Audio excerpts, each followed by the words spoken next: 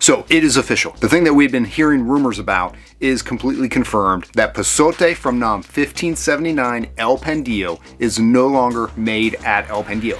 It is moved to another distillery. Now, here are my thoughts. Pasote was the first bottle of tequila from NOM1579 that I had found out in the wild. I remember like it was yesterday. I was in Nightly Spirit in Windermere, Florida, just checking out, seeing what they have, and I saw Pasote. And I had been researching, I'd been looking for these bottles. I looked for the NOM, I saw 1579, I got so excited. Out the door, it was like 38 bucks.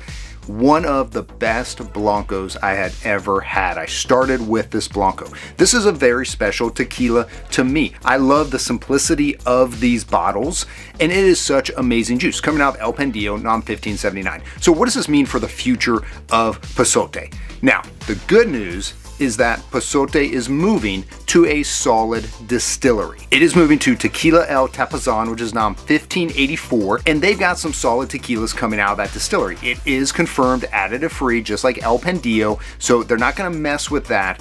But here's my concern. It is forever going to be compared to the El Pandillo Pasote. I want to encourage you to give it a fair chance. I'm looking to try it and to taste what this new profile, because it is going to be different. These are different regions. It is going to be different, but I want to give it a fair chance. That being said, I don't think it was the best play for Pasote. Now, the brand Pasote, I don't know much about this brand other than they are owned by Three Badge Beverage. To me, anytime when there's a brand that is owned by a big corporation, you know, there's people come and go. There's a lot to make decisions.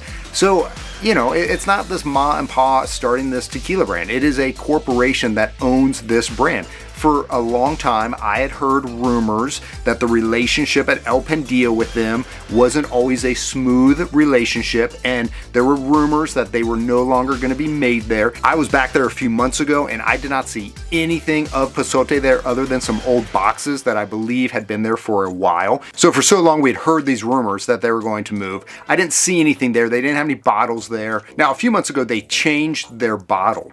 I think that was mistake number one.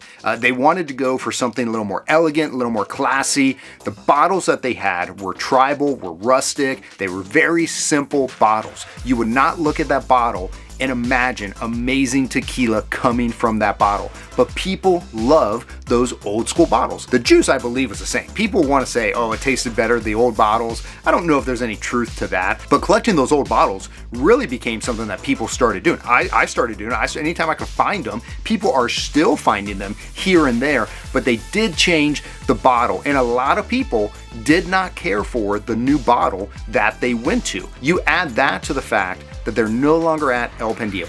El Pandillo every year is ranked either number 1 or number 2 in top distillery in all of Mexico. Again, we don't know all the details, we don't know what's what, but they are no longer there. My hope for Pasote is that they continue to put out amazing juice, because I really did like what they had going at El Pandillo. Funny story, when I was starting the podcast, I was so in love with this tequila that I reached out to them as I was prepping for, this was over 2 years ago, as I was prepping for the first episode.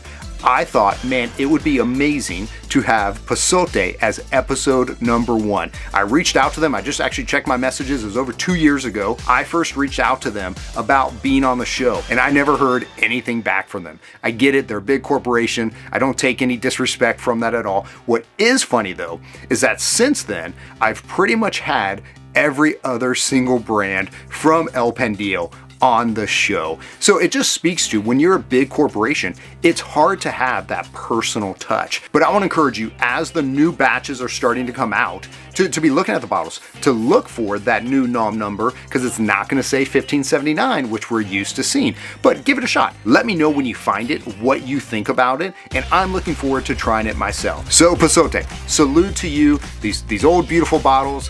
Would not be mad if you brought these bottles back, but we wish you all the best. Looking forward to trying the new juice as it comes out of the new distillery. I'm Doug Price. If you want to know more about tequila and hear great stories about amazing brands, make sure you follow me on all social media platforms. Thanks for watching.